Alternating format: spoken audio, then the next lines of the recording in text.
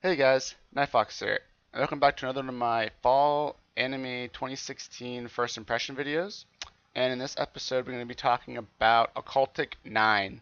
So this is a anime done by A1 Pictures, which have done several anime, most notably probably Erased, Your Line, April, and Anohana, as well as many other fantastic anime.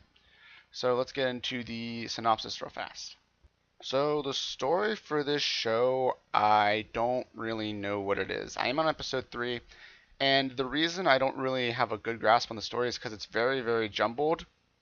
Now, I'm not quite sure if I'm okay with it or not okay with it. For the past two episodes, episodes 2 and episode 3 has given us a much more straightforward story, I guess I would say. So, from what I've gathered so far, we have this guy, Gamon Yuta, with his friend. He runs like a blog where he reports occultic news and stuff. I think, and then the dream is that he'll get big enough. A lot of people will read his site. He'll be able to get people to put ads on his site, so he'll get ad revenue from that. And that's pretty much, I guess, the end game for him. But what happens is he ends up going to this university to interview some instructor there.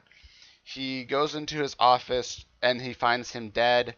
He gets talked to by this voice, and he pulls out one of his teeth and it has a key on it. So his tooth is actually like, you have the tooth and then you have like this key on the end. And that's pretty much all I really know so far. So let's get into my comments so I can elaborate a little bit more. Alright, so getting a little bit more into this show,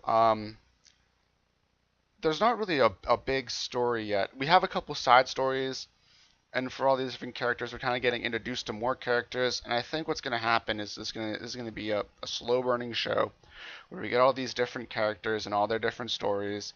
And what's going to happen is it's going to get to a point near the end of the show, or the climax, where all these people's stories start to really intertwine into a bigger overarching plot. And I think that's what's going to happen. But honestly, I can't say that for sure until we get there. But that's my thoughts right now. And because of that reason where I think I might be heading, this may be one of those shows where you have to watch episodes, or if you do watch episodes multiple times, start catching more and more and more. Because just for example, this past episode, in episode 3, it went into a little bit more detail of a story that we were told before, but you didn't really understand until you got to the end of the story. Because this show jumps around so much from character to character, and then it will jump from day to day to day. You don't really always know where you are in the time. So it's presenting you with this story where you think, okay, this is happening now, but then it reveals, no, it actually happened a while ago, and here's the story that you were talking about before. So it's kind of almost in a jumbled sense, but I feel like it's a more directed, organized jumble. If you take it that way, I feel like it's a more organized jumble than just disorganized jumble. I will say I'm not a big fan of the character designs, character art. I mean, it's okay. It just, for me personally, I don't see it as being super good or anything personally. I do like the atmosphere it's created with this dark, creepy vibe. I think it's going to work well with the show, and I think the content of the show aligns well with that. One of my concerns for this show, my biggest concern for this show, is throughout these episodes there has been talk of parallel worlds and time travel and things like that, and I'm very, very concerned in regards to them doing this. Now, it's by the same person, I think, or same group that did Steins Gate, so that's probably, so they've done time travel and they did pretty well. So maybe they'll be able to pull it off well here, but I feel like when you talk about time travel and parallel worlds, you get on a very, very slippery slope where time travel and parallel worlds is a very hard concept to pull off correctly. Now, if they do pull it off correctly, like I think Steins Gate did, it can be a fantastic show, really super show that is very good. But saying that, you also have to understand that on the flip side of that, if you don't execute it correctly, it's going to be a jumbled mess, it's going to be incoherent, it's going to make no sense, and it's going to be a horrible show that's going to most likely not give anyone anything and be trash, in my opinion, again.